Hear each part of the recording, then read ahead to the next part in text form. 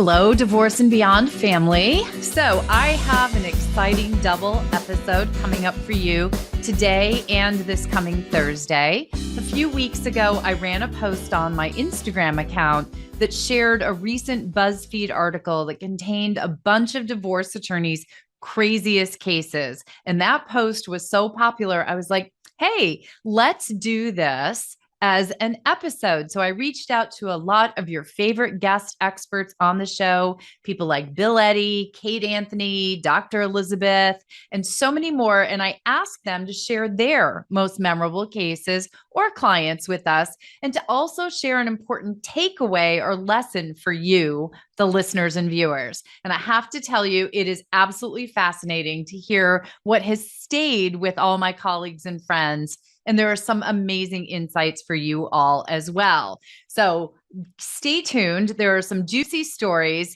Do know that the names have been changed to protect the not so innocent.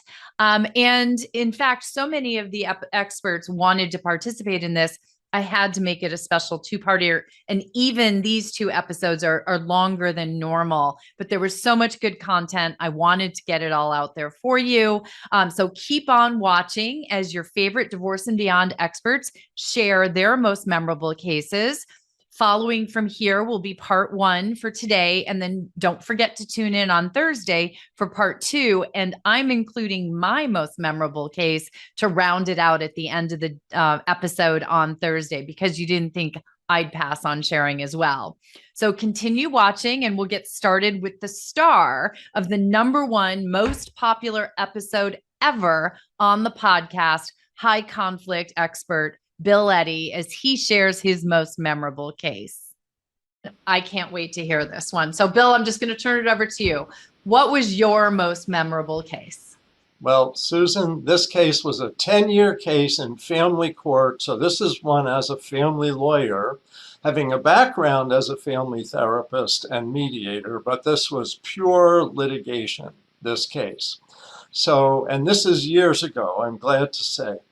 But I'll give you a little bit of background. So I represented the husband, and the wife in this case brought endless false allegations against him, just almost every kind. And they had 2 children who were at the beginning of the case around 10 and 11 or 9 and 10, right around there. And so the case started. It was supposed to be a mediation, and I was reviewing a mediation agreement that had been prepared by a mediator. And the husband came to me, and the wife went to the most adversarial, high conflict lawyer in my county. And what happened is that guy served papers. I said, if you have any papers that need to be served, just serve them on me, because you can do that as lawyers. You can say, serve the lawyer and we'll accept it. I told him that. The next day, 2 marshals served my client, who's a bank vice president, at his office in front of like 20 people with a restraining order and a kick-out order so that he would have to leave his residence. Well, anyway, so that was totally humiliating, but the lawyer enjoyed doing that. And I told the lawyer, I said, I told you you could do that. It's totally unnecessary. And he just chuckled. So anyway, it was false allegations to get this, because the wife said listed a week of domestic violence incidents, which were disturbing, except that he was in another state during that week. And he had his airline tickets and brought those to court. And the wife's lawyer, a different lawyer at that point, had tried to say, we'd like that declaration back. The judge said, I'm not going to give it back, but I'll seal it. So anyway, so that's just a kickoff of the case. So false domestic violence claim. Turns out 6 months into the case, my client tells me his ex-wife stabbed him in the back once with a mechanical pencil. He went to court. Yeah, he went to court at ex parte on his own. The judge said, let me see your back. He was actually a pretty handsome guy, so I don't know how much the the judge enjoyed seeing his strong back. We don't usually disrobe in court, but yes. Anyway, he got his restraining order, but he never served it, and he continued to live. So this was like years before I got into this case, years before they separated. So anyway, let me move on here. So then there's an appraisal of property at their home, and she had moved a bunch of stuff out, but he'd taken photos. So here's lessons for your listeners: is take pictures of your property, because sometimes someone makes them disappear before things can get valued. So he had photos, and he showed the property assessor. It was a furniture property assessor, the photos, and the guy says, well, I can't do based on photos. And the wife's trying to grab the photos because she realizes he's got evidence. Anyway, that night there was a concert, an outdoor concert that they were going to attend together, but they had split up and he had the tickets. So he went. So I'm just going to go alone. Well, she's there with her boyfriend. So her boyfriend after the concert, because she's really angry about this, her boyfriend after the concert runs up and assaults my guy. But a guard there immediately separates them. Well, here's what happened. The next day, they went, the wife and the boyfriend went to the sheriff's department near, because they lived a little away, and got a restraining order based on the boyfriend having all these bruises all over his chest. Well, guess what? The wife was a makeup artist. And that was her job at a retirement community with makeup. So she did that. And she also worked well with Photoshop. So she took these photos, and then the photos were brought to court. So he gets a restraining order against my guy, who's never been abusive. He's been stabbed by the wife. Now he's accused of all this. Anyway, I take their deposition. I take his deposition. And tell me when I'm getting too deep, because there's no. Yeah. Well, I bet if this went on for 10 years, I can only imagine if this is the first few months. Well, let me cut to the chase. So they had a trial. He was accused of felony assault of the boyfriend, and was found guilty. Oh. Now myself and we got a criminal. I didn't do the criminal trial. But we had an appeals attorney who was very good for criminal defense, and I helped him, and he got it reversed on appeal. And but the district attorney could bring the charges again. The appellate lawyer and I met with the district attorney and said, you're on the wrong side on this case. By then I had gotten sanctions against the wife for lying in family court about child support, and people should never lie about that because people have records. Yes, yes, it's the worst possible thing to lie about. Exactly. So I caught her lying. She was sanctioned. I told the DA and the appellate lawyer that the issue was that the district attorney had evidence that was exculpatory, that the boyfriend had lied to police once in another case. Jeez. And if the jury had that information, because it was he said, she said, it might have thrown out. But anyway, let me move on. So I got the child support sanctions. I got the felony assault, got overthrown. Yeah. I got parenting. She brought a court hearing, and it wasn't clear. She says, I want him to be more responsible. And we go, what are you asking for? This might maybe negotiate this. We get to court. And she says, I want him to have 50-50. She had the majority of the time. I have never been in a court hearing, and I was in court for 15 years, never where someone wanted to force my client to have more time. With kids. Yeah. Not only was I've never heard of it. Yes, the judge was shocked. And so anyway, my client accepted that. But here's the thing that made it 10 years. So my client sadly became depressed, and he couldn't work, and so he got disability. And when you get disability and you have kids and you're a supporting person, you can get some disability to help support the kids. So he had 50-50 time, and it helped him support the kids. Well, after the kids are like 19 and 20, she realizes he got money because of disability. And I was the primary parent. Well, she wasn't when that happened. Right. And so she goes to court. The kids are already 18. I always said these cases go until the kids are 18. That's not true. Not in this case. So anyway, so she goes to court and we're able to knock that down. So over 10 years, there was over a dozen serious false allegations against him, and none of them ever stuck in the end of the game. But in the process, a lot of this stuff really disrupted his life. So what did I get out of this? Yeah, there's a lot here. So what I learned from this case is a lot of what I put in the book Splitting. Now, this case is not in that book, but the principles, first of all, is taking an assertive approach. Because if you look aggressive, then you look like you're the high conflict person. And my client's constantly getting accused of being a high conflict person, and he was not. And so it was a case of projection. And if you want to know about projection, this is the perfect case. She projected domestic violence on him. She projected one more quick thing here.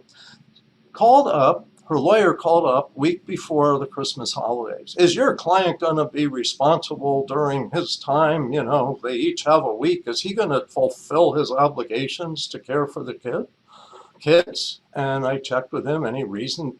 No, I don't know why she'd ask that. Well, we figured it out. He had the first week. He brings the kids to her house to change.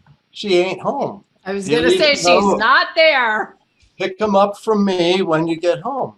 She didn't come home for a week. She spent the 2-week holidays with a new boyfriend, like, you know, in another state at some resort.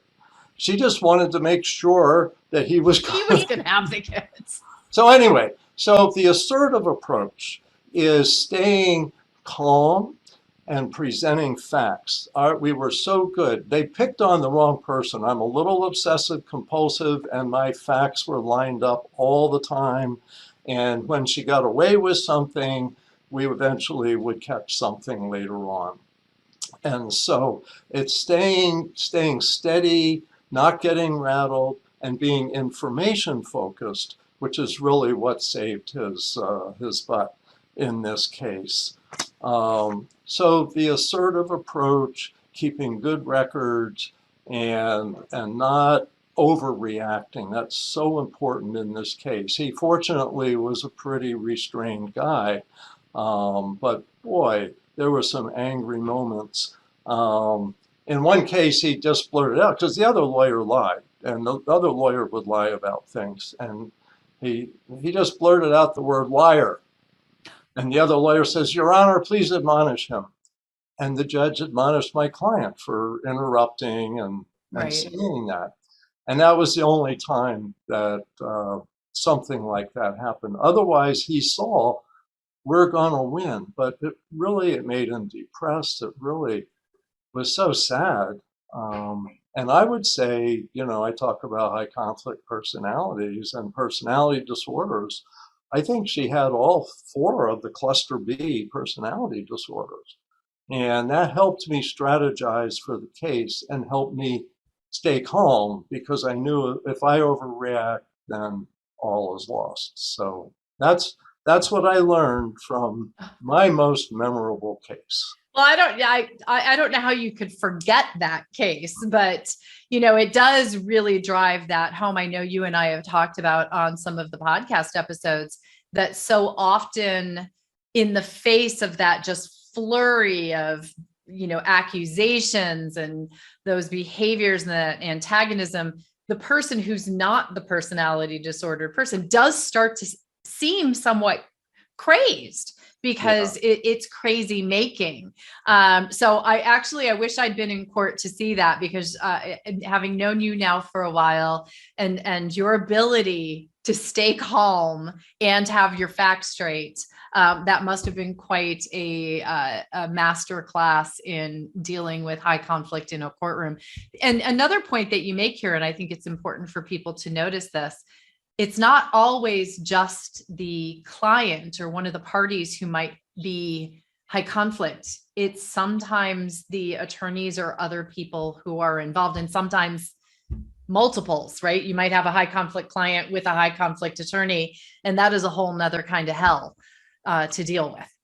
Yes, and I might mention that my next most awful case was with that same attorney, and I was able to catch him at lying, whereas the first one was really hard time to do that, but this second time is to catch him in lying. He got out of the case after about a month, so and I stayed.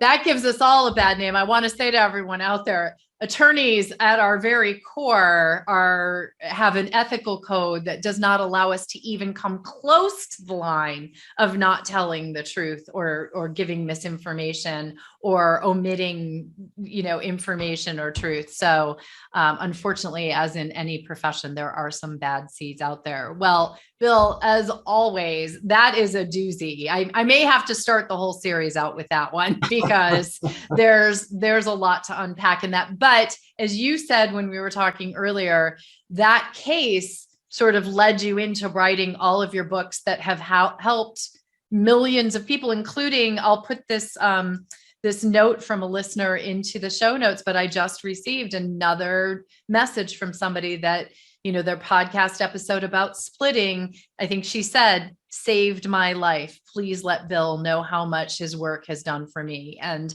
that's not the only one I receive. I hope it's not the only one you receive, Bill. You have helped so many people. Well, thank you. And I think you're doing this series is going to help so many people. So I really appreciate the opportunity to share. Yeah, well, thank you for participating. This has been an eye-opening experience. I know my listeners are getting a lot out of it. Thank you. So now we're going to hear from our friend, Eric Broder, my colleague back in Connecticut, where as you all know, I used to practice for such a long time. You remember Eric. Eric is one of the leading family law attorneys. His firm is the top family law attorney or family law matrimonial practice in Connecticut. It's called Broder, Orland, Murray, and DeMatti. I happen to know all of those people, and they're fantastic lawyers. And you also probably remember Eric because he came to visit back in January to answer your top 5 FAQs about divorce. Really popular episode. If you haven't listened to it yet, it's really the great place to start if divorce is in your future. And face it, how often do you get your top 5 questions answered from one of the top attorneys in the country? So now Eric is joining us because he has it's a pretty interesting case that stands out as his most memorable case. So first, thanks for joining us, Eric, and thanks for sharing your memorable case. Thank you for having me. It's always it's a lot of fun, and it's fun to listen to the other ones too. So thank you. Yeah, well, and I've been happy to hear Eric has actually had some clients mention his appearance on Divorce and Beyond. So yes. We're always happy to know that people are out there listening. As I said, your episode was a really popular one, those top 5 FAQs. As someone who is day-to-day and has for decades now been dealing with family law and helping guide people through the process, you have your pulse on kind of what's happening. But you also mentioned your memorable case to me, and I thought, oh, this is a good one because it might sound familiar to some people, but it might be a little surprising to some others. So why don't you tell us what your most memorable case was?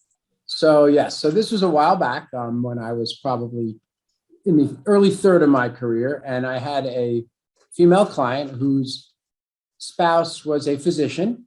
And he was having an affair, but he was having an affair on his mistress as well. And my client found out because the person who was having the affair with the person who's having the affair with. Which mistress? Right. Mistress 1 or mistress 2? Okay. Mistress 2, I always get confused. Mistress 2 called my client to tell her that he was having an affair with mistress 1 and herself as well. And that's how my client found out that for 3 years, this physician, who when he was on call, I think he meant something different than being on call, was having the affair. And while that's sometimes, I've heard that before a little bit in my practice, what really struck me was the audacity of this doctor to think the marriage can still work out and file in Connecticut for a reconciliation, which you can actually file for the court to say, hey, we want to reconcile, and I want to have some, couples therapy and some time for the case to go on hold. And that was probably the first time I saw that tool being utilized in that capacity. But his approach throughout the case was, I don't know what's wrong. You have a great life. You have all the money. You can go do things with your friends. I mean, he was very chauvinistic, obviously, to say the least, but he didn't see what he did wrong almost. And it was probably the first time I'd represented and been involved in cases with narcissists, but this sort of went to a whole new level. And then I watched the anger come in where he made her feel like she was wrong. And he was threatening, of course, I'm not going to work as a doctor anymore in my multi-physician practice.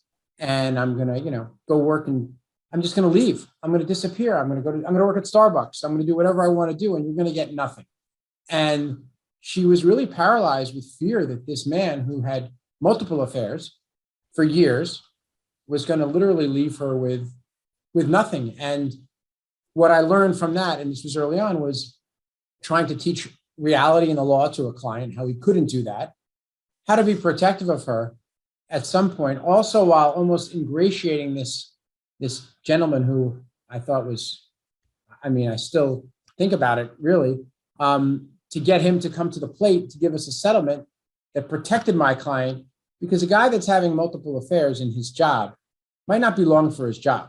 Yeah. And, when you're sleeping with nurses and people in the hospital, which he was doing, that's a recipe for disaster. So it was definitely a way to that taught me at a young age or a young point in my career how to protect a client in that situation. And really just sort of knocked me off my feet the first time I heard the facts of the case and how she found out. But what really knocked me out was the fact that he thought nothing was wrong. We can live like this. We'll be fine. And that was probably one of the more memorable fact patterns, but the legal threats that stemmed from it certainly still stand out in my mind. But I would represent guys like him. It really taught me, I understand how these guys think. Now, that was certainly to another level, but that sort of approach that some of these guys take is interesting. I say guys, it's women on a divide, although I tend to find it be a few more on the male side. Yeah. In my experience, but learning how they think and advising them is an entirely different challenge. And a lot of it stemmed from this case years back. So I know it has a little Netflix series. I can get 6 or 7 episodes out of this if we wanted to. But the postscript is that woman was remarried last summer or 2 summers ago, right somewhere during COVID, and is doing so well, and really unfortunately became sort of like a single mother to their then middle school age kids who are doing well. So she was secure financially. She's now working and doing well, but it was quite a shock to hear that he was having an affair on his mistress, and that's how my client found out about the case. Well, you have to say that is the true example of once a cheater, always a cheater. When your cheater is cheating on the person he's cheating on you with someone else. Yes. But that's also, I find that interesting because 2 things in there. One, I've seen that as well, where someone is like, well, I've been cheating for a couple of years. When you didn't know, everything was fine. Why does anything have to change now that you know? And I'm like, well, yeah. But in that particular case, one thing that we've said on the podcast before, and I'd love to get your thought on this, is generally adultery doesn't have any bearing on the divorce case, right? We tell that to clients, right? Happily married people don't go out and cheat, but multiple cheating and a pattern of cheating might have some impact. What do you tell clients, or what are your thoughts on that? Yeah, it's a good point. Generally, cases are 50-50 in a long-term marriage, multiple children. And if someone's having an affair, they don't just wake up and have an affair. There are reasons on one side, a sexless marriage, sleeping in separate rooms, there's numerous reasons. And judges, they hear it all the time. They don't care. But in a case like this, where the facts are so sort of outrageous, it could come into play in dividing assets unequally. We're in Connecticut in divorce cases, there's no jury, right? I can imagine a jury in town on this case. The woman would have gotten 95% of the assets, but you can definitely get an unequal distribution, even in the form of 60% of the assets, maybe a little bit longer alimony. There are definitely ways in this case, and it's not just the affairs, it's the amount of time that he spent having these affairs away from the children that she was raising. So he wasn't involved in more of the day-to-day things, because if you're not around and you're having a relationship outside the marriage, that's a little different than if you're like to play golf or train for a triathlon or something. But it did, in this case, it did have an effect on the eventual settlement. We did resolve the case, it didn't go to trial. But yes, in those sort of outrageous situations, there were ways to get substantially more than half the assets. Right. I mean, it's something that definitely comes into play. So I don't want everyone out there whose spouse is having an affair to immediately think, oh, I'm going to get more. But when there are, those, I always call it the Tiger Woods case. When you've got a Tiger Woods out there, there might be an opportunity for a less than 50 or a change from a 50-50. Yep. The other thing you talked about here, and I think that many listeners will also resonate with this in their cases, because we hear this so often, is I'm just going to quit my job. I'm going to stop making so much money. You won't live your lifestyle anymore. And you, in the pre-interview, you had a great comment about that, because he said he was going to go work at Starbucks. Yeah. I mean, that's sort of the fear and the threat. But if he worked at Starbucks, he'd be treated like $1 million a year barista, because, if you have the earning capacity, the ability to $1 million a year as a doctor, you can go work at Starbucks. You're just going to pay alimony as though you have $1 million a year income, or whatever the appropriate income is. But that's always a big threat. And I can imagine a fight or a discussion between my client or in any case, in a living room or at a kitchen table, when someone says that, well, you're going to have to move out of this town and this beautiful home. And I don't care. The kids will go to school somewhere else. They won't go to private. They won't do what they're doing. And that's going to be it. That's not an uncommon and probably very scary conversation. To me, I try to relax my clients. That's not going to be the case. And that wasn't the case, and is not the case, certainly. But it's got to be tough to hear that from somebody, especially when you don't know much about your family finances, for example, or what the situation is. Right. And it is the two that we hear the most, I think, are, I'm never going to pay you a cent, or you're never going to see your kids again. And we know those are incredibly unlikely circumstances to ever happen. That's right. That's right. And those are, the kids one too. It's definitely, you got a lot to. You'll see your kids, folks. I'm gonna get sole custody. Well, you work, 80 hours a week, or you travel, 2-3 days a week out of the house. You're not going to get sole custody. It's but it's a threat. It happens all the time. I'll have a nanny raise them. Okay. I mean, so.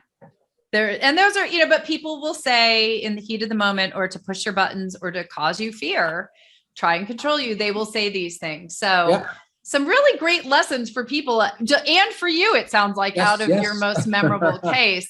I do want to let listeners know Eric is going to be coming back in just a couple of months. So stay tuned for a new episode with Eric. We're going to be talking about sort of the basics of child support, but then also how some of the landscape of child support has changed through the pandemic, because our lives have changed. And Eric's got some really interesting insights on how that has impacted child support and parenting plans. So probably coming in August or maybe early September. So stay tuned and you'll hear more from Eric Broder. So thanks, Eric.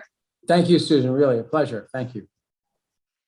So now we have the divorce doctor with us. I'm so happy, because you really can't do a Divorce and Beyond podcast episode compilation without having Dr. Elizabeth Cohen on. I think you are the guest who has been on the show the most times. You are certainly the guest that excites the most listener outreach from my listeners. You really resonate with them. And so I know that they're going to be, and I am as well, fascinated to hear what for you, Dr. Elizabeth, is a memorable case or client or situation that you've dealt with in your practice. But first, thank you so much for coming and joining us for this. Thanks for having me, Susan. It's an honor. I love being on your podcast, and I love your audience. They're so engaged and smart and wise. And so this is such a wonderful opportunity.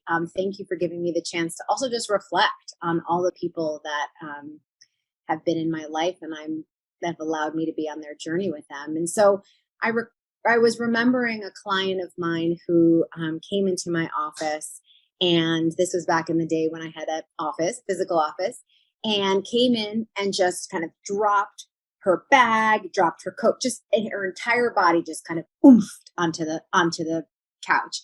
That kind of physical manifestation of the heaviness of going through a divorce. And I think she might have even sighed when she sat down. And one of the things that happens often in my office is that people start to cry and then apologize, which I just want to, as a shout out to your listeners, like, never apologize for crying.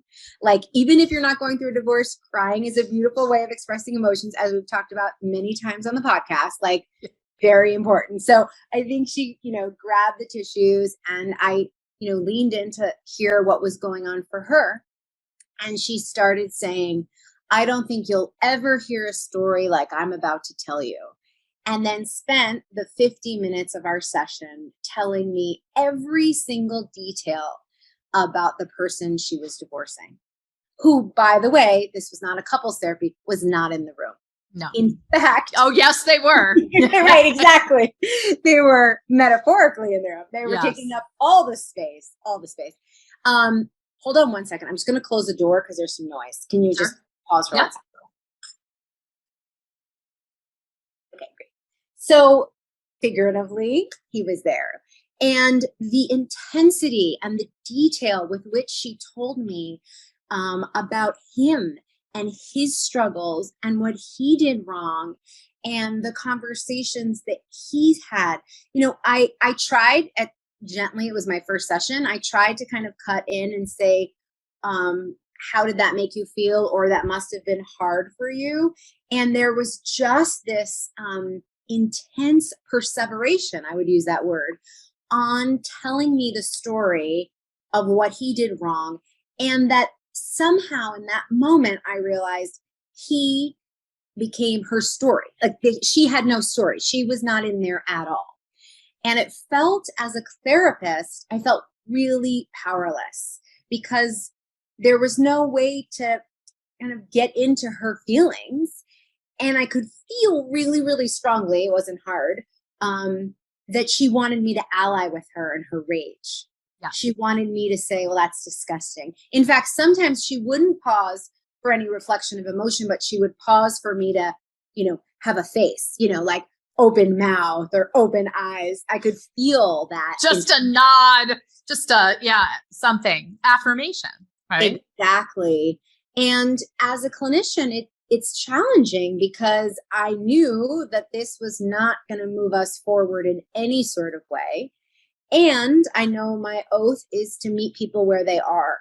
And so I really just kept, when I get into those spaces, and this happens with people not as therapists, just in life, a trick I do is I sit back, because very often when that's happening, I notice I'm kind of leaning forward, trying to understand or manage. And I try to actually feel my spine.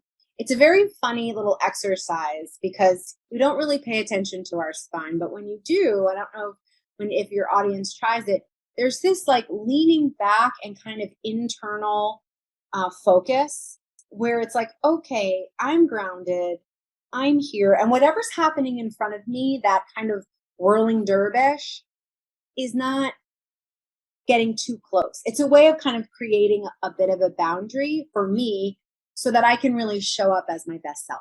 So you can use that, if you're with your lawyers or. I always love your little tips. These are great.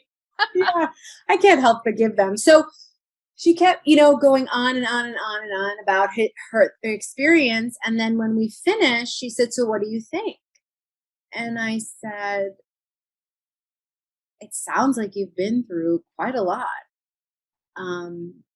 Honestly, I know a lot about him, but not that much about you.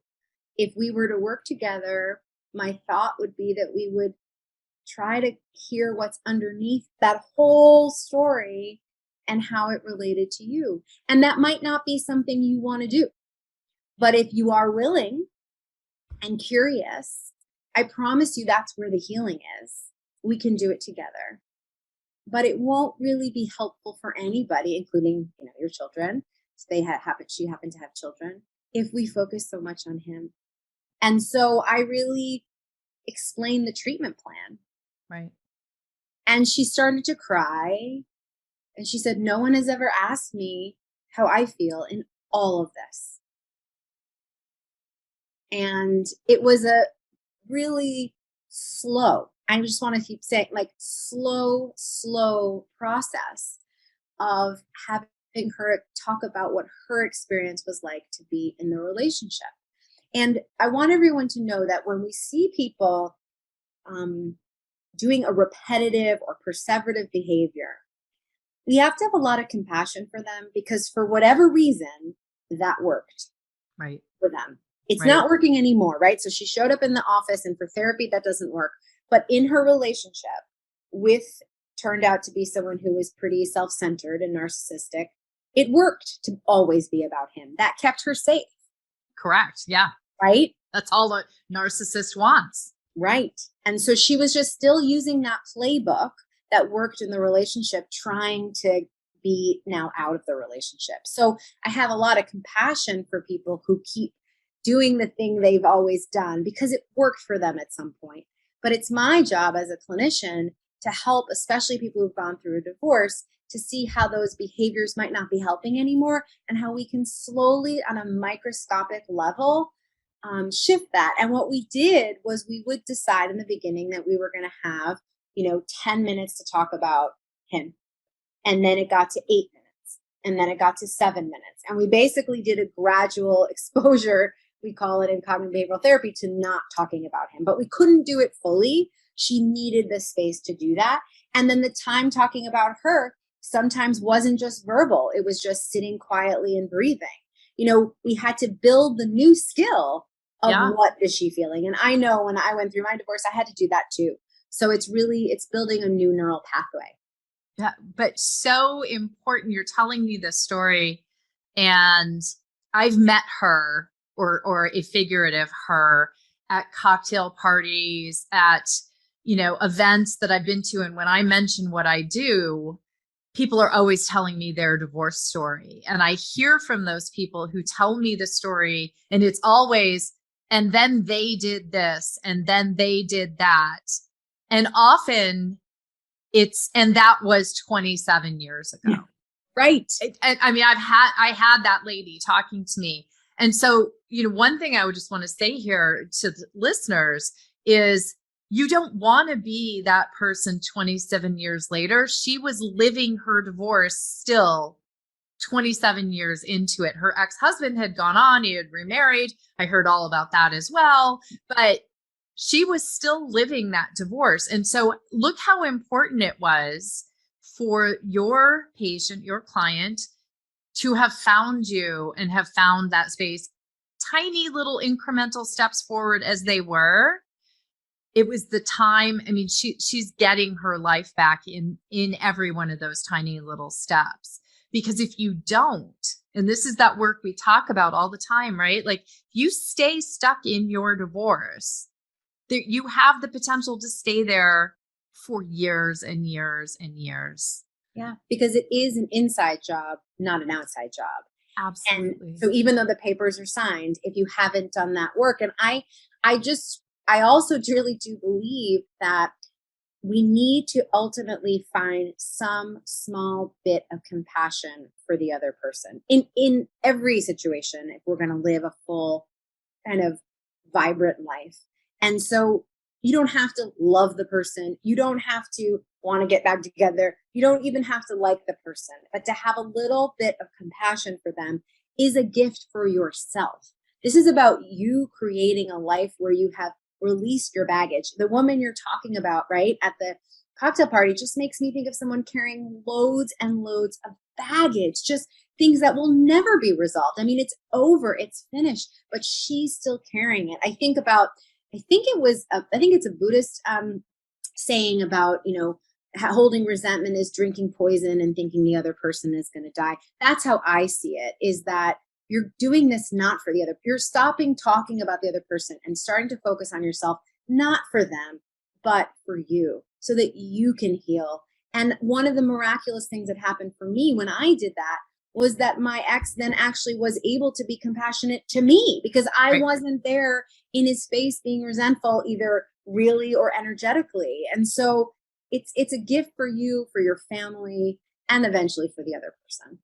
Right. But if you do it do it for your kids. I do believe that very strongly, but do it for yourself, because I actually wanted to almost cry for the woman I was talking to at that party, because you're 100% right. She was carrying a load of just such misery and unhappiness. And the thought of someone carrying that for 27 years and still being, I mean, when she told me the story, honestly, I thought she was going to say it was, just finished. They had just finalized except for the fact that she told me he'd married the whore. That was her also, right? She was still so just caught in that trap.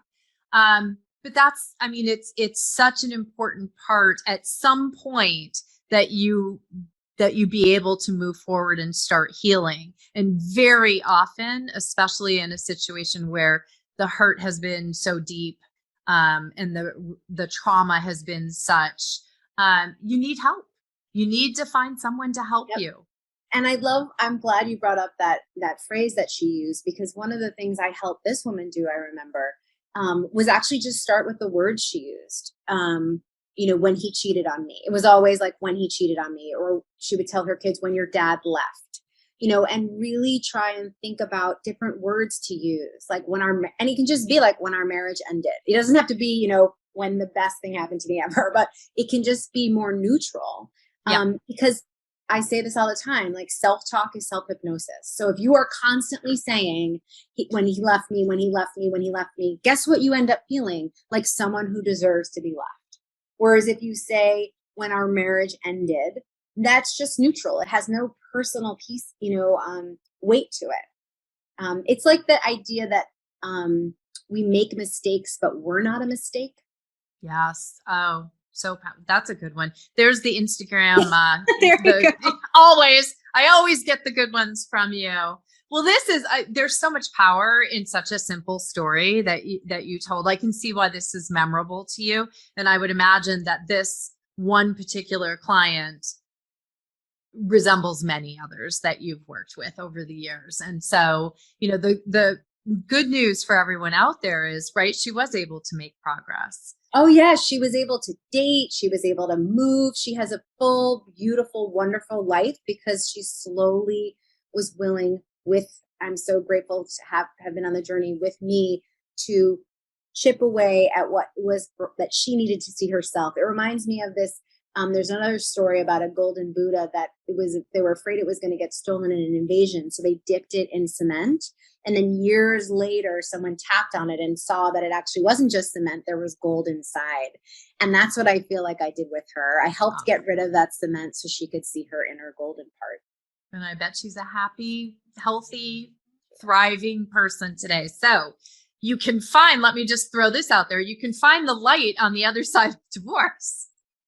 Elizabeth's book, everybody, if you can't see it right behind her.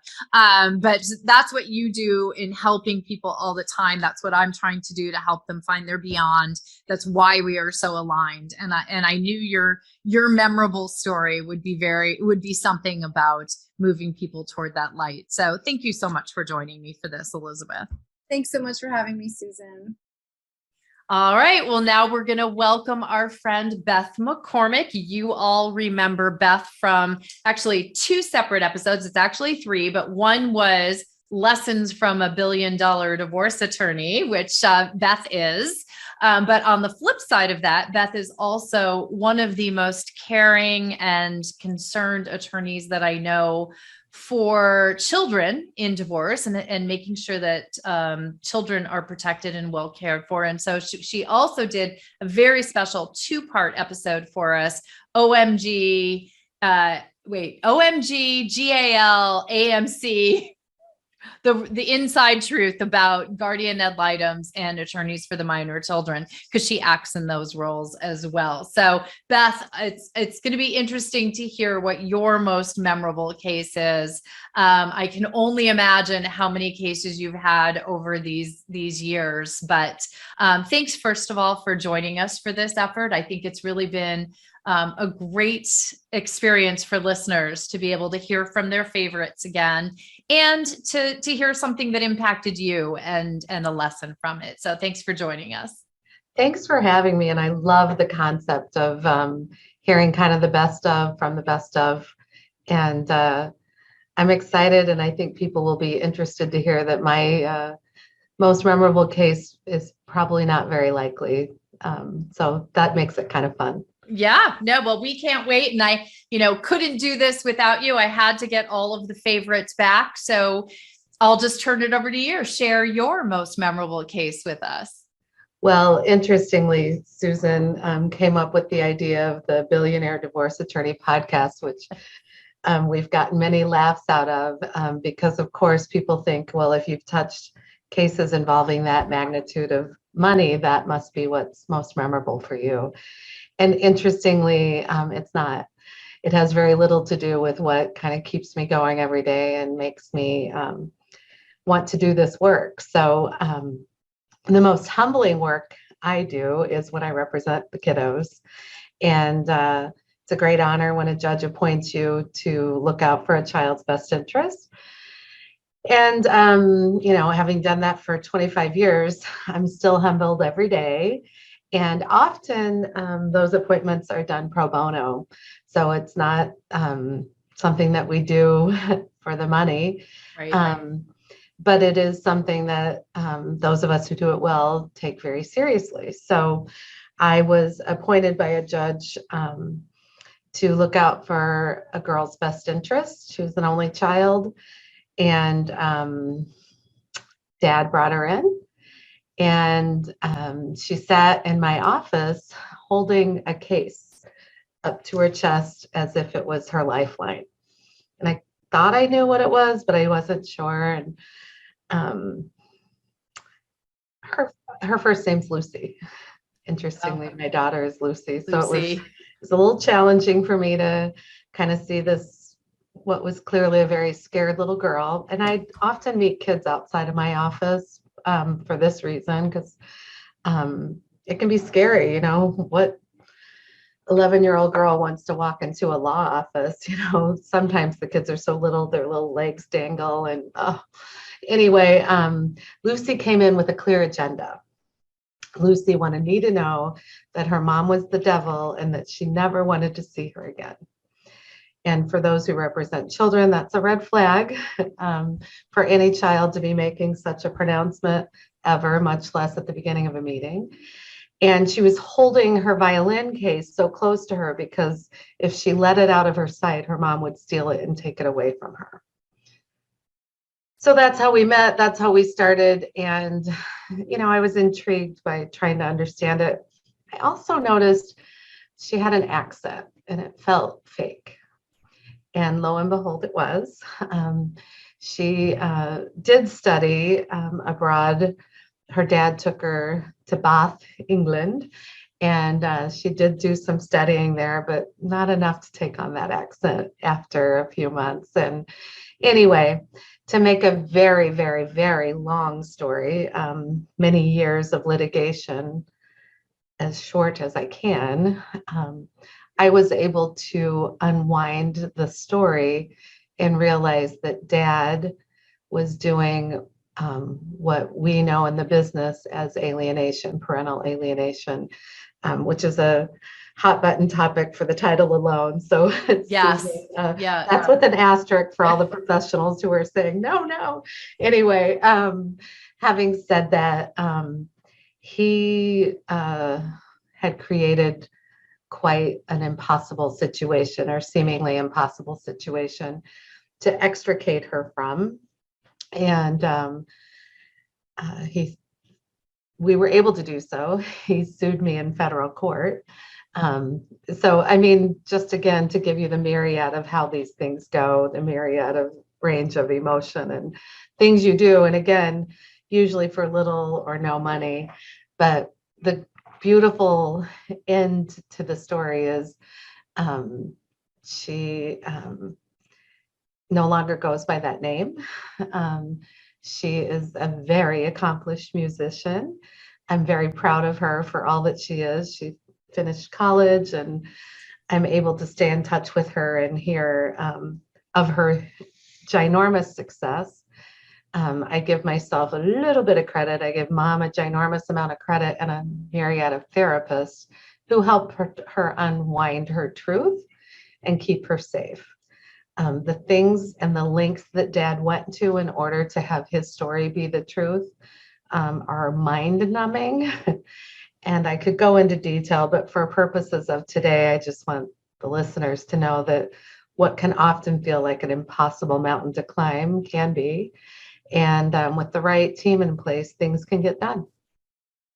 That is, one, I'm so glad you told that story, because so much, I know you, for those who are listening, I know Beth, we're friends. She is truly, she may be the $1 billion divorce attorney, but her real talent and what makes her shine in our field is her true belief that and caring for her clients. Like, Beth is the only attorney that I've ever met who I think could fill a room with her clients just by picking up a phone, and people would just come running. Most divorce clients are like, thanks a lot. You've been awesome. I hope I never see you again. Not Beth's clients. Beth becomes their friend. But in this particular case, I think, everyone thinks that we'll call it an alienation case, like you said, because it's the term most people know. We have other terms for it, but in the end,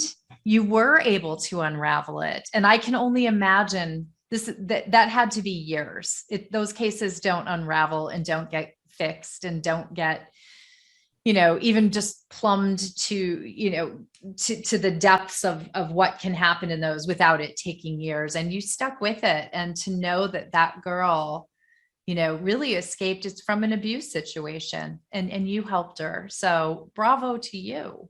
Yes, those are by far and away the most memorable and refreshing parts of our job.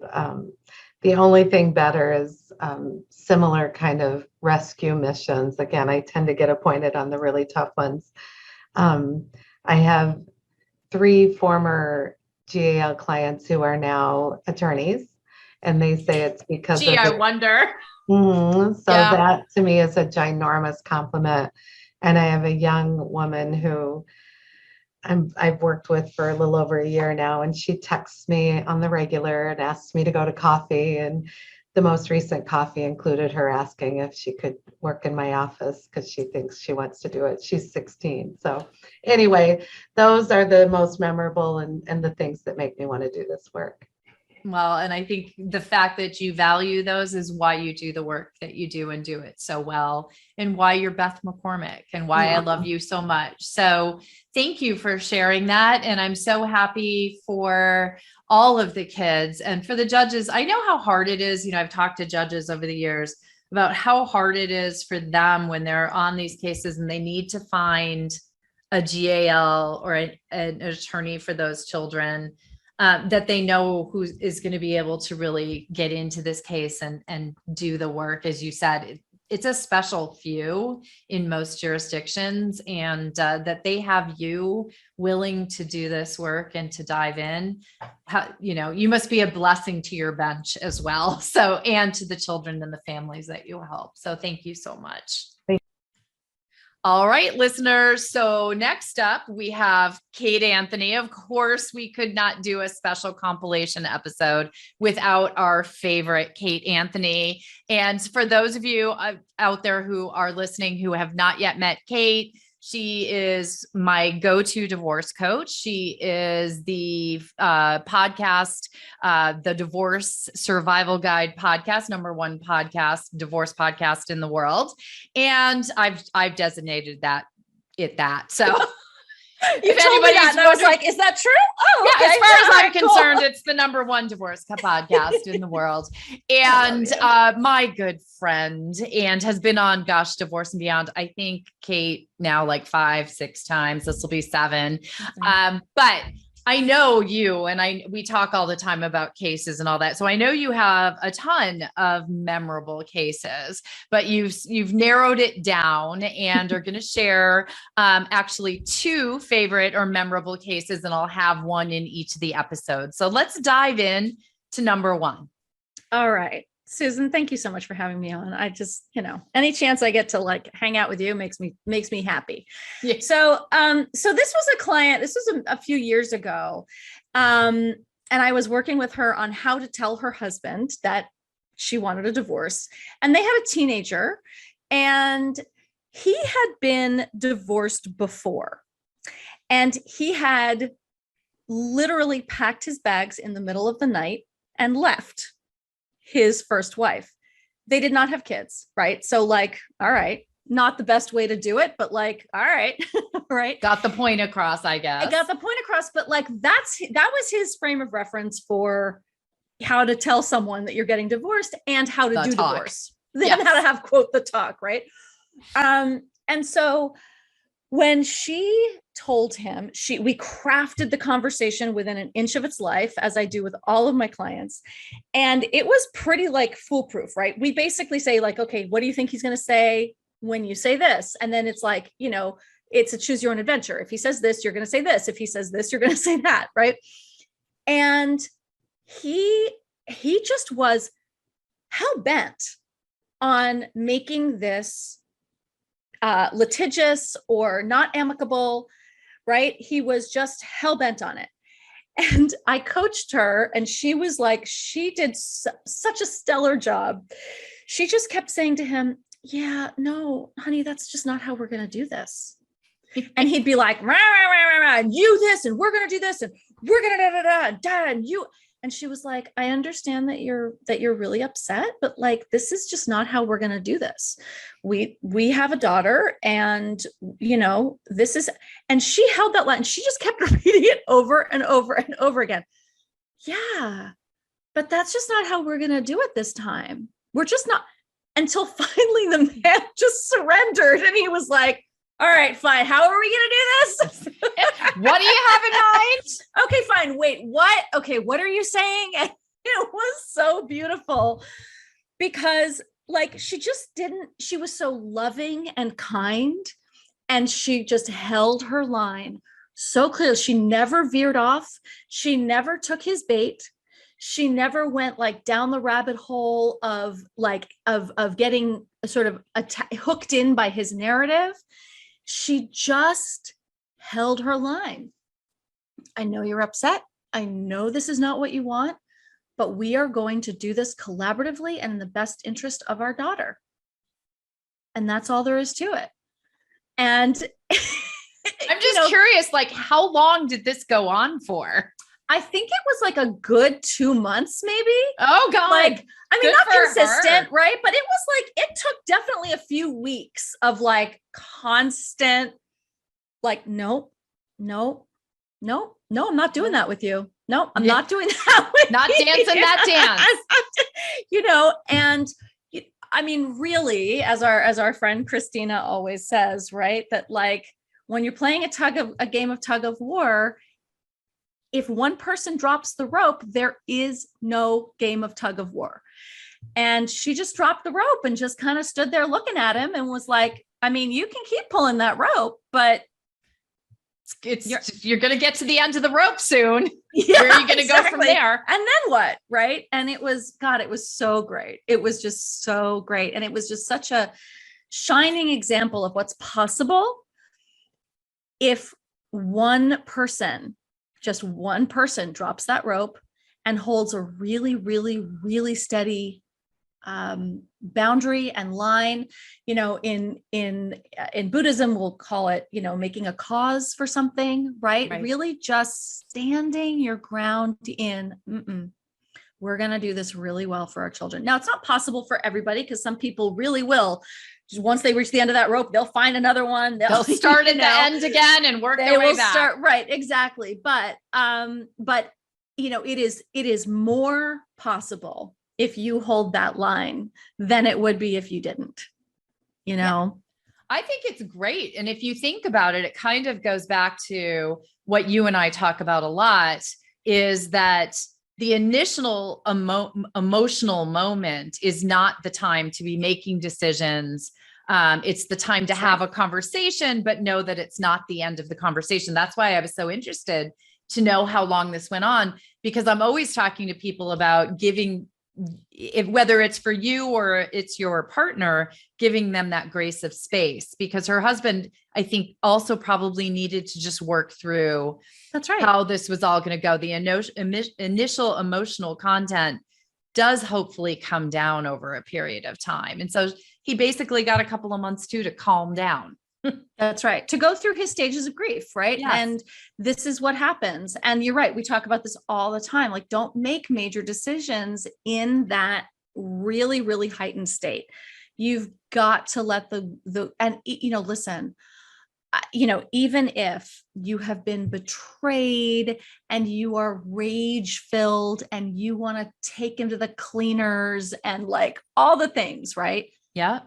You gotta let the air out of it for a minute. You've got to give the space and allow the other person that time. And that's what she did, right? She was like, we're not making any decisions yet. We're not making any decisions until we can think clearly, until, we can have a sort of calm and reasoned conversation about this. And it took a while, but eventually he got there.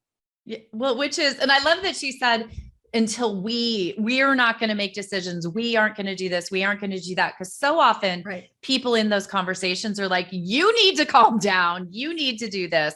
And that's never the way to get your point across. Right. Nope. That's right. Because this is a we, right? Like it may not be different we.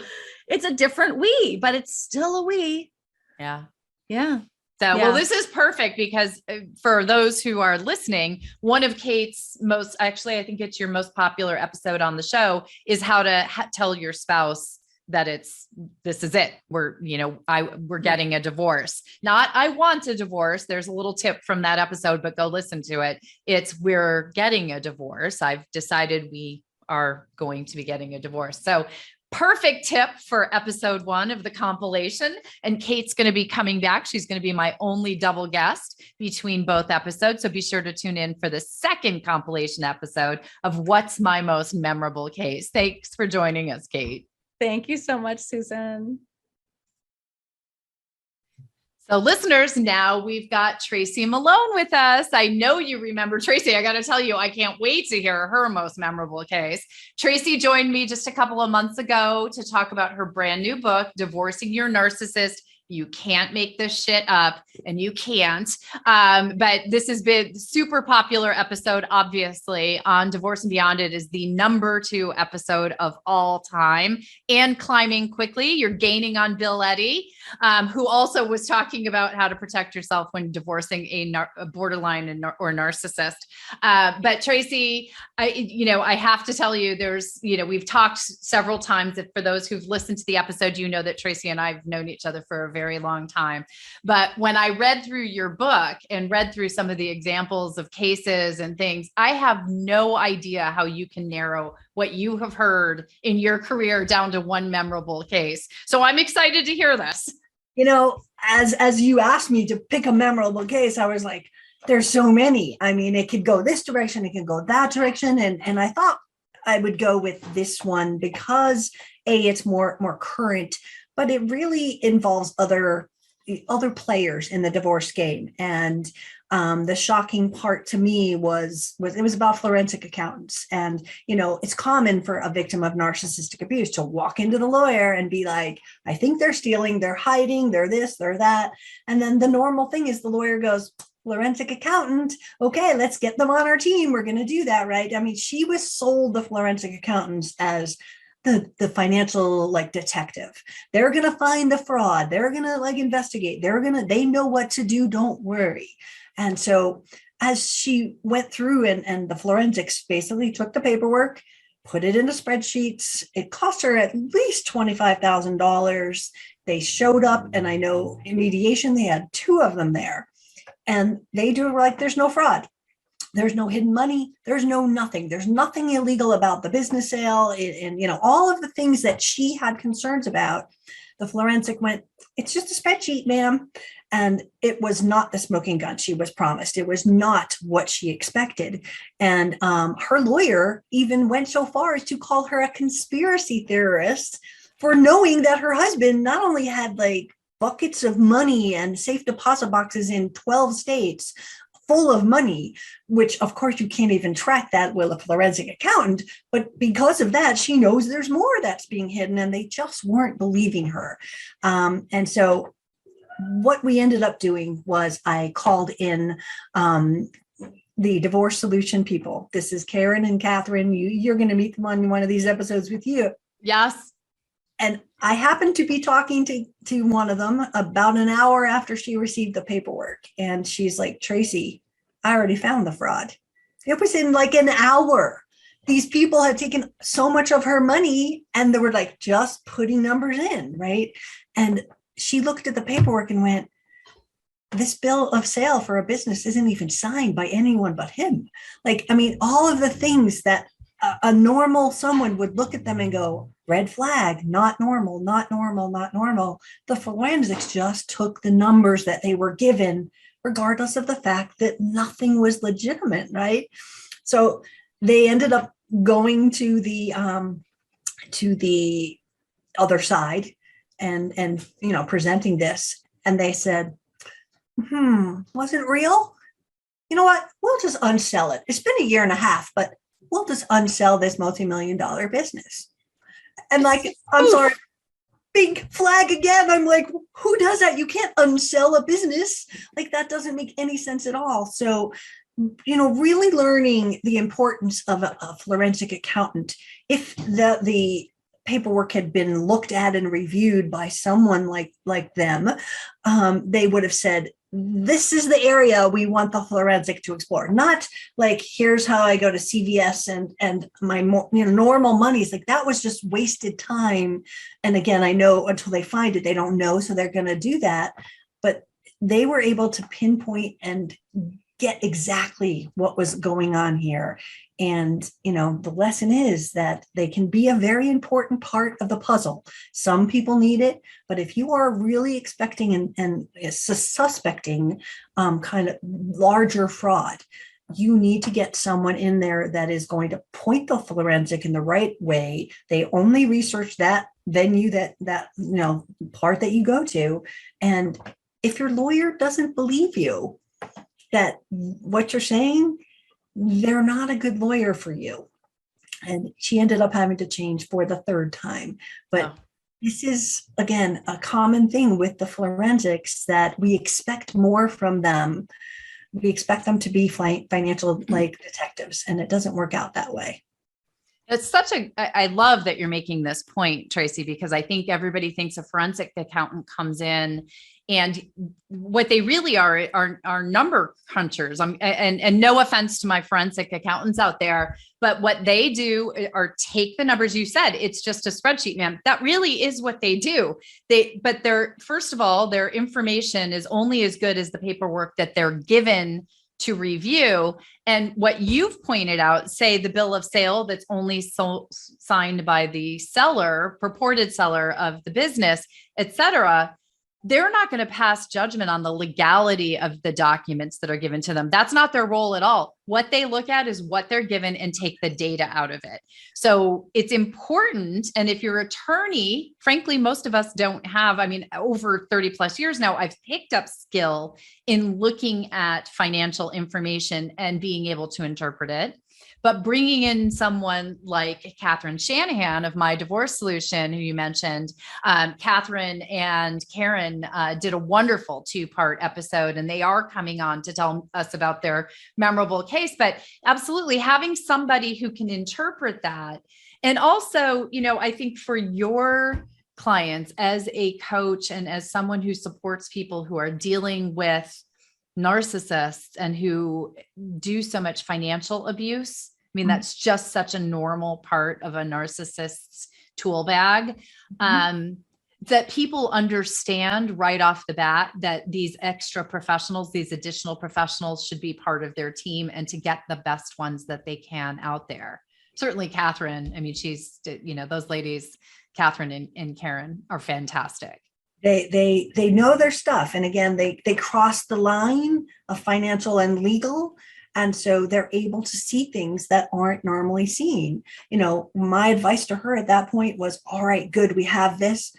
Go to the town hall where that business is. Did they file them? Because that's fraud now. Like we're just like boom, boom, boom. And now we have enough to make him make a different decision because we've come up with all of this fake information. Yeah, caught him. Exactly. Awesome. But again, had they not gotten involved, it would have been just law of what the numbers they got. And, it didn't affect or move the needle. It didn't show any of the hidden money and assets. In this regard, we had enough to make him scared to come up with a better settlement.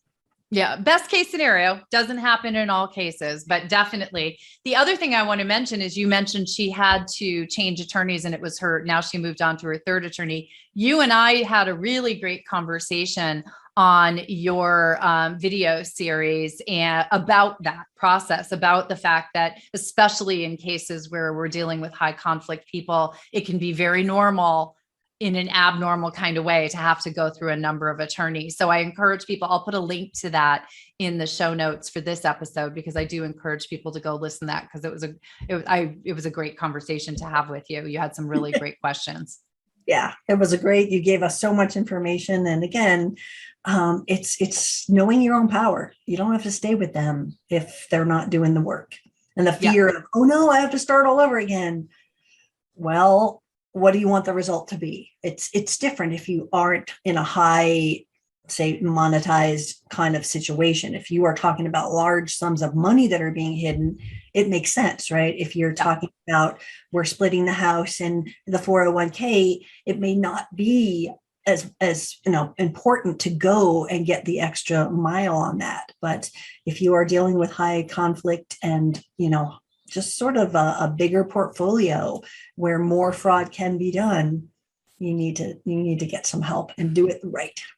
Yeah, you really do. And I love the last great point that you just made is you really have to do the cost benefit analysis of this, because proving that you're right when there's nothing to get for being right, satisfaction doesn't get you too far, unfortunately, in this legal process. Getting free and getting the divorce over with is probably a better goal if there's nothing to get. So, well, this is, as always, it's fascinating to have you back on. And I encourage people, again, I'll also have a link to the book. It's also in my, on the divorceandbeyondpod.com webpage. We all have a new page that's broken down by topics for listeners. And we have one whole page on divorcing a narcissist and high conflict personality. And of course, it's all dedicated to Tracy and Bill Eddy. So go on over there and you'll find links to everything there. Thank you so much for having me, Susan. It's always a pleasure. You as well. And I'll see you soon. Thank you so much, Tracy. Okay, well, we just heard from Tracy Malone, the author of Divorcing Your Narcissist, You Can't Make This Shit Up. And as you know, she mentioned My Divorce Solution, Catherine Shanahan and Karen Chellew, and now they're joining us, as I mentioned. So ladies, thank you so much for coming back and sharing your most memorable case with us. Oh, so fun. Thank you for having us. And actually, that book is excellent that Tracy wrote. Right. It's like the encyclopedia of narcissism awesome. and what you can do about it. And it's actually a very easy read. It is. She put so many stories in there, which was, really great. And then she talked about a case that she's done with you recently where financial clarity was not obtained through the forensic accountant and the attorney's work. It was actually gained through your work, which I think is wonderful, because so many people think that everything's going to be answered through litigation. And as we all know, sometimes litigation doesn't give us all the answers that we want to have. So that was a really great case with some good takeaways. I do want to remind listeners that you two joined us late last year for a special 2-part episode, very popular, the top 5 financial roadblocks in divorce, and thankfully what you can do about them. So I'm really looking forward, because I can only imagine some of the things that you two have heard, but I'm really looking forward to hearing your most memorable case. Oh boy, there's so many of them, right? There are so many of them. And most of our memorable cases are a result of information asymmetry plus misaligned incentives. So people will probably wonder what that is. And that's a lot of what Tracy talked about, I'm sure. It's when everyone, clients, attorneys, forensics, all the divorce professionals are not working from the same fund of information, and they're not working towards the same incentive for the client's benefit.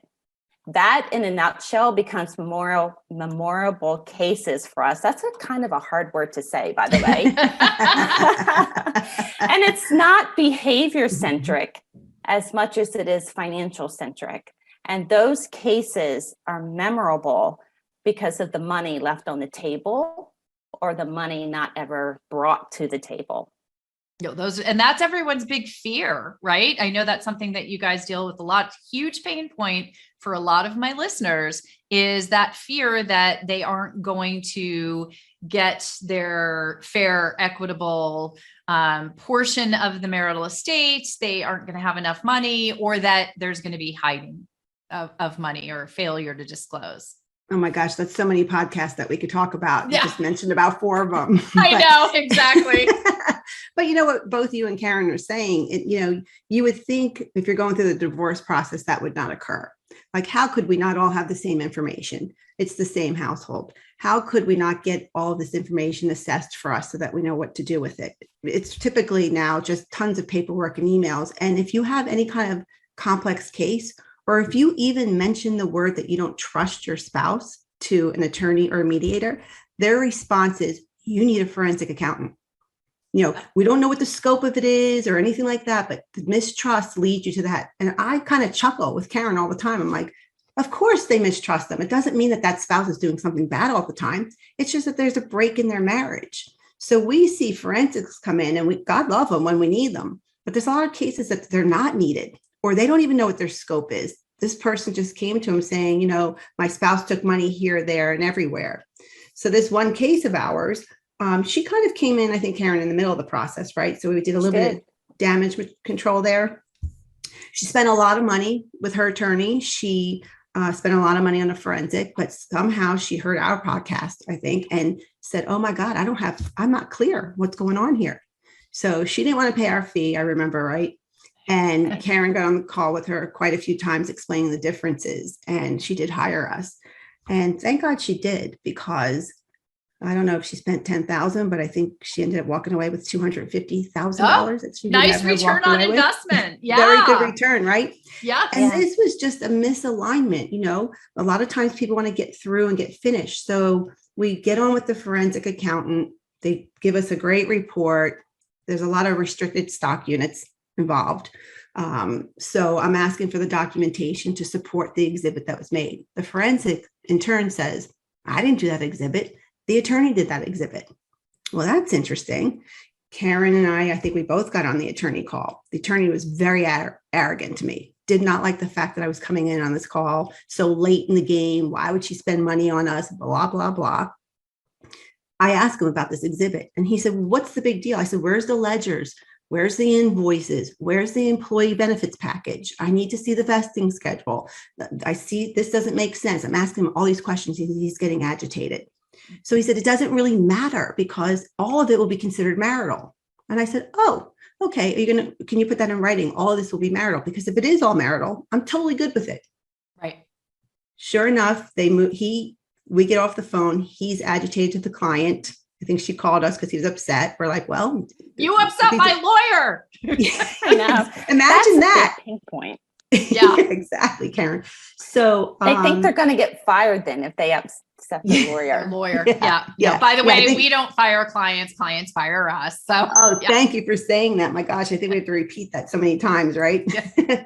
So here her agreement comes and she asks us to look at it. It wasn't all marital. We're like, hold on, stop. This is exactly the opposite of what was told. Now we do need ledgers. We do need not just a tax return, because you're not going to find your RSUs on your tax return. We need, 1, 2, 3, 4, and 5 now. So she did push back and get the information, and that's where additional monies were discovered that went to her side. To the tune of $250,000. $250,000.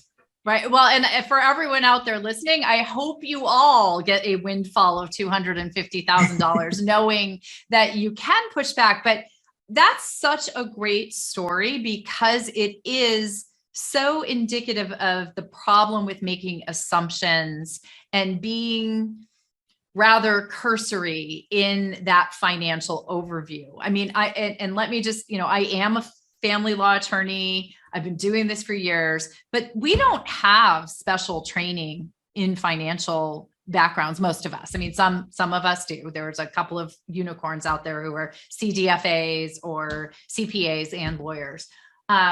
But the idea that we know everything about the finances is, even when we're working with financial professionals who do know everything or want to know more, is where, I think it really stands out for people that, we have to make sure that all of the information is there, or we understand that we don't have all of it. And that's a risk we're willing to take. And when I say we, I mean the client. Really, it's up to the client to make those decisions. And, I'm glad that you're saying that, because clients don't understand, like you both said earlier, that they can fire their attorney and that they do have the right. This is their divorce. Everybody else goes home. We all go home after these cases. They're living with those results. So if you're hesitating because you don't feel right about it, listen to yourself. There's a reason for that. And don't worry about getting your professionals mad, because they should not be getting mad because you want more information. That's what it's all about. Yeah. Don't worry about annoying your divorce attorney. That's like, so many clients do. Yeah. So many clients do. And I think what they don't understand is accountants and forensics and other divorce professionals presume that the information they're getting from the counsel or the attorney is accurate and true. But however, what people don't realize is, to your point, not all the attorneys have the financial awareness or the expertise to document the information in the first place. They're just doing the best they can. Right. And so there is the information asymmetry that I was talking about. So it's important that you, in these types of cases, and really in more basic cases, the same thing happens, that it all needs to be supported, and you are entitled to documentation to support a financial data. Yeah. I know that we're only supposed to talk about our one case, but if you can indulge me in a minute, there's a case that Karen, you just brought to light in my head. And that is, a couple came, they wanted to go to mediation. And the husband was giving all the information, actually gave her passwords to get into his account. She got in, she printed it out. It was very nice. A few weeks goes by, and I think he started dating someone, and now everybody got pissed off, right? Right. So now it just exploded. So hint, if you want to date, just wait until your negotiations are over. But so what happened was, we had all this information because we did their portrait. Now they each go to attorneys, and she had the smarts to say something's missing on here, right? So she comes back to us and asks us to review her agreement. And I said, well, wait a minute, where is this one account? I knew there was another account. And she went back to the attorney. The attorney says that we don't have that information. We get on with the attorney. We didn't get it from, I said, you got to ask from the other side. We don't have it here. Because his attorney didn't really ask about this, he was assuming it was non-marital money.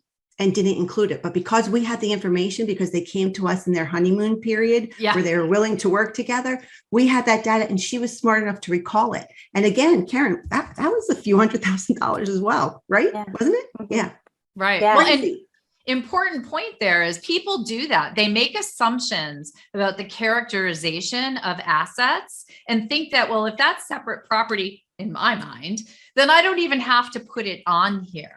And that is something that, frankly, attorneys should be, explaining to their clients, that everything is disclosed. And then if it's characterized as separate, it just isn't put in the marital pie to be split up. But everything is disclosed. You, the client, don't make decisions about what you're going to put on that piece of paper or give the information about, whether it's separate or community or marital or whatever your state is. So I think that that's significant. And the other thing, just on your first story, and really this one as well, if to my colleagues out there and to clients, to people going through divorce, if a financial professional says, we need this information and it's missing, that should be a huge red flag. Huge red flag. Somebody is waving it and blowing a trumpet that you need to get that information, because if you choose not to get it, then you are choosing to let whatever that potential asset or potential debt or potential whatever it might be go. You've been warned, you know it's out there, and it's the financial professionals like you two who should be telling people, and they should be listening if something is missing. Something missing to me is a major red flag. Absolutely. So the takeaway here is you may be in a space where you're afraid. You don't have this information and you're afraid. You can ask for it. You may be in a space where your spouse is saying, I'm going to take care of you. You're going to be fine, but you still don't have the knowledge or the financial clarity that for yourself, that you don't need someone to tell you that you're going to be okay. You can make that decision for yourself because you're going to have to moving forward. If you find yourself in these spaces, find the financial clarity. It's yours to own. You're a more engaged client at the table, and you're a more independent client or person moving forward. So to do more exploration on this topic, we invite you to our website at mydivorcesolution.com. Look around, take the assessment, look at our resources, and we're always here to answer any questions you have. That's so important. And actually, Catherine, we were talking before we started taping, you mentioned there's that assessment on the website. If you can't answer the questions on the assessment, that is a red flag for you folks that you need some additional help. So go to the website, mydivorcesolution.com, take that assessment, and it's going to give you the place to start. But thank you, ladies. Thank you so much for joining us again. And we're going to have some more information from Catherine and Karen in the future, as well as on my other podcast, Learn to Mediate Online. So I'll be seeing you both very soon. Yeah, we love it. Thank you. Thank you.